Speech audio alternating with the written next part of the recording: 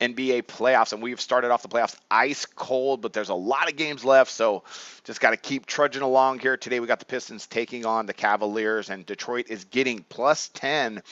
Set by odds makers. I'm going to go ahead. I'm going to grab the 10 points here with Detroit. I think they could stay within single digits. I like how they played game one. They shot pretty well percentage-wise. They just need to get the tempo going a little bit more for them to possibly pull the upset. Tough to do in Cleveland, but I think they could stay within the number. Let's talk about the Pistons. In game one, they shot 50% from the floor and over 51% from distance, but they only got up 73 attempts. So there were really three things that concern me.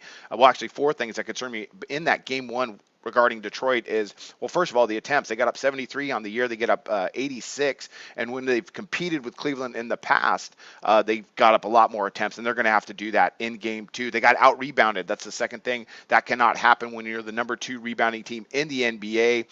Turnovers. They had way too many turnovers. They had 11.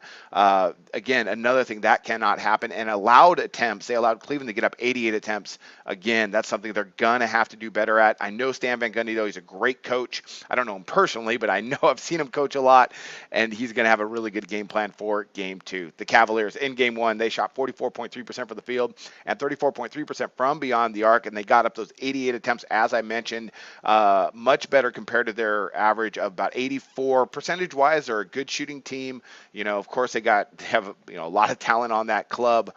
But the Pistons here, I think they can hang with them if they implement those things like, limiting Cleveland's attempt. Cleveland tends to struggle if you can get their attempts down to around their average or below. So look for Detroit to try and get up more attempts, but kind of reverse the roles here on Cleveland and limit Cleveland attempts.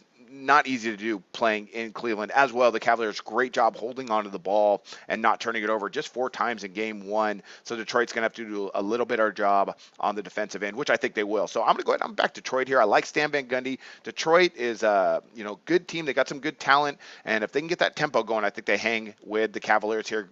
Plus 10. I think that's good value. That's going to be one of my NBA picks, and I wish you guys luck on your picks today.